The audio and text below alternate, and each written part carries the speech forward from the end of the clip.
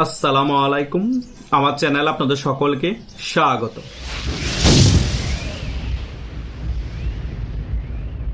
আসসালামু আলাইকুম। আমার চ্যানেল আপনাদের সকলকে স্বাগত। শেখ হাসিনা যখন ক্ষমতায় ছিল, শেখ হাসিনারও একজন সেনাপতি ছিল, খুব কাছের সেনাপতি। এই সেনাপতির নাম সকলেই জানেন, পুলিশের আইজি বেনজির। শেখ হাসিনার জন্য এমন কোনো কাজ করে নাই, বাকি ছিল না, সকল কিছুই করেছে। এবং এই বেনজির যে দুর্নীতি করেছে, ওই সকল কিছুও কিন্তু শেখ হাসিনা সরকার চুপ করে সহ্য করেছে। কেন করেছিল? একমাত্র বিশ্বস্ত সেনাপতি ছিল বেনজির, সে কারণে কিছু বলে নাই, দেখেও না দেখার ভান করেছে। সে বেনজিরের কি পরিস্থিতি হয়েছে সেটা আমরা সকলেই জানি। এই বেনজির কি করেছিল? বাংলাদেশ থেকে হাজার হাজার কোটি টাকা বিদেশে পাচার করেছে।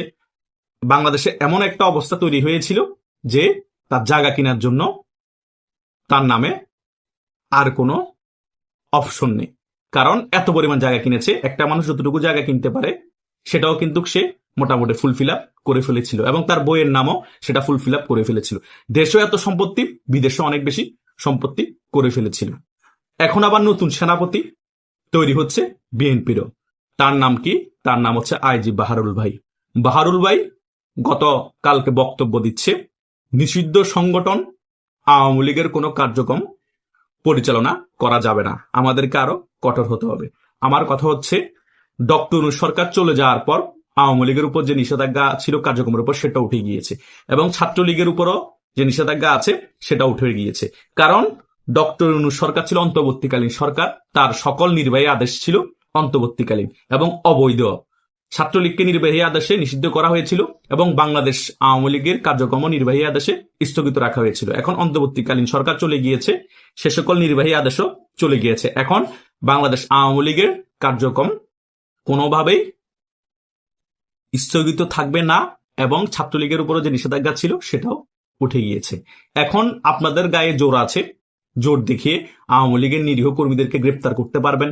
তারা 21শে ফেব্রুয়ারিতে ফুল দিতে গিয়েছিল, যে সেখান থেকে আটক করেছেন। 26শে মার্চের প্রোগ্রাম থেকেও গ্রেপ্তার করতে পারেন। রাজপথে তারা ঝটিকা মিছিল দিলেও গ্রেপ্তার করতে পারেন। নিষিদ্ধ না হলেও গ্রেপ্তার করতে পারেন। নিষিদ্ধ হওয়ার আগেও কিন্তু গ্রেপ্তার করা হয়েছিল, এবং ছাত্রলীগের অনেক নিরীহ কর্মীদেরকে মেরে ফেলা হয়েছিল, কোনো বিচার পায়নি। এবং নিরীহ অনেক ছাত্রলীগ এখনো ঘর বাড়িতে যেতে পারছে না, তারা এখনো জেলের ভিতর বন্দী আছে। এই সকল কথা বলে লাভ নাই। আওয়ামী লীগের কার্যক্রম স্থগিত আছে, এগুলোর কথা বলে লাভ নাই। আপনাদের গায়ে জোর আছে, নিষিদ্ধ হলো যা ইচ্ছা তা করতে পারবেন, না হলো তা করতে পারবেন। কিন্তু একটা কথা মনে রাখবেন, বাঘেরও কিন্তু বল 12 বছর। 12 বছর পরে বাঘেরও কিন্তু শক্তি কমে যায়। আওয়ামী লীগের বল ছিল 16 বছর।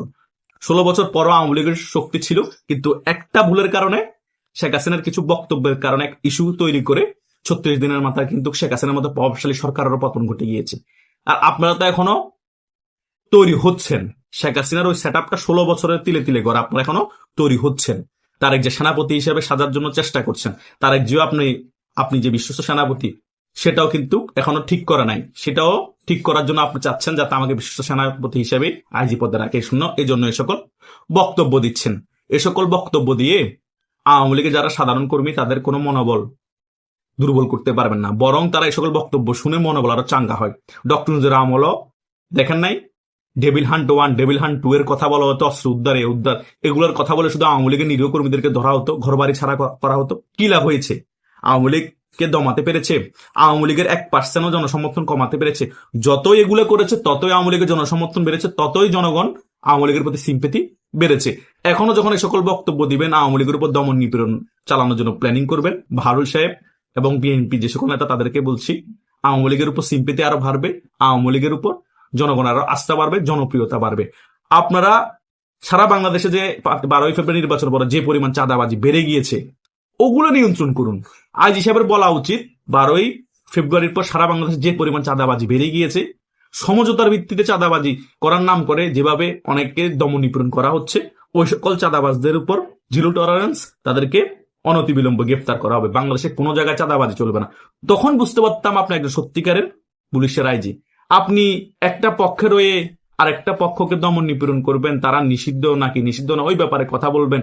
আওয়ামী লীগের কার্যক্রম স্থগিত করা হয়েছে, সেটা অন্তর্বর্তীকালীন সরকার চলে গিয়েছে, কার্যক্রমের উপর যে স্থগিত আদেশ ছিল সেটা উঠে গিয়েছে আইন অনুযায়ী। তাই নয় কি?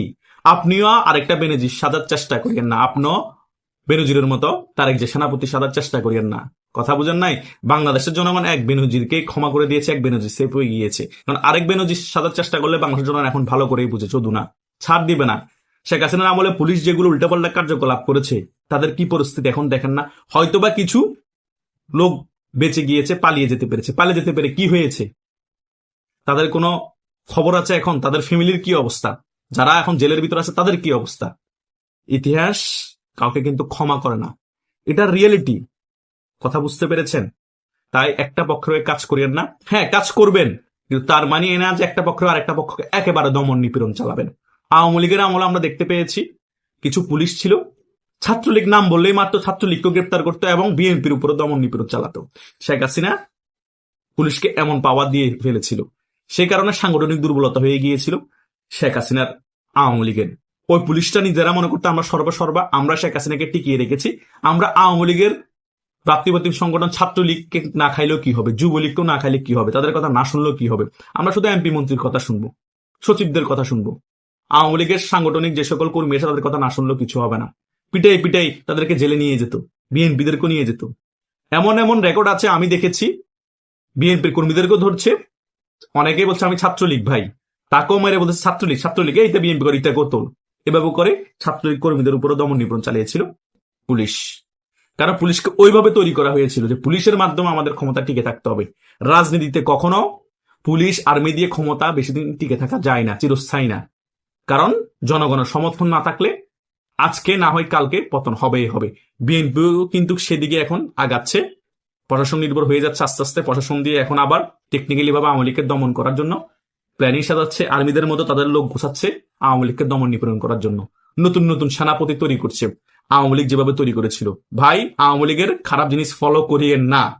আওয়ামী লীগের খারাপ জিনিস ফলো করলে 5 আগস্ট আওয়ামী লীগের যেভাবে পতন হয়েছে তার থেকেও ভয়ঙ্কর ভাবে আপনাদের পতন হবে। আপনারা আওয়ামী লীগের মতো সাংগঠনিক ভাবে তো শক্তিশালী না, হয়তোবা আপনাদের জনসমর্থন আছে, বিএনপির কথা বলছি, খুব ভয়ঙ্কর পতন হবে, কভার দিতে পারবেন না। কথা বুঝতে পেরেছেন? শেখ হাসিনাকে কভার দেওয়ার জন্য, সেভ করার জন্য তো ভারত ছিল, কিন্তু তারেক যে আপনাকে সেভ করার জন্য, কভার করার জন্য পাকিস্তান আসবে না, ভারত আপনাকে সেভ করবে না। আপনার বাবা তার এই জিয়াউর রহমান যেভাবে মারা গিয়েছিল সেভাবে আপনার পরিণতি হতে পারে। তাই আওয়ামী লীগের সাথে বসুন, আওয়ামী লীগকে রাজনীতিতে ফিরে আসুন, দেশের মধ্যে গণতান্ত্রিক প্রক্রিয়া ফিরে আনুন। আর বাহারুল সাহেব, আপনি সেনাপতি সাজার চেষ্টা করিয়েন না, আপনার দেশের জনগণের হয়ে কাজ করেন। আপনি রাজনৈতিক বক্তব্য দেয়া থেকে বিরত থাকুন, এটাই দেশের জন্য ভালো, আপনার জন্য ভালো, বিএনপির আগামী রাজনীতির জন্য ভালো। এটাই হচ্ছে আমার মেইন বক্তব্য। আশা করছি এই আলোচনা আপনারা অনেক কিছু বুঝতে পেরেছেন। তবুও যদি আপনাদের মনে কিছু থাকে সে সকল বিষয়গুলো আমার কমেন্ট বক্সে জানাতে পারেন, আমি চেষ্টা করবো আপনাদেরকে সে সকল বিষয়ে উত্তর দিতে। ধন্যবাদ সকলকে।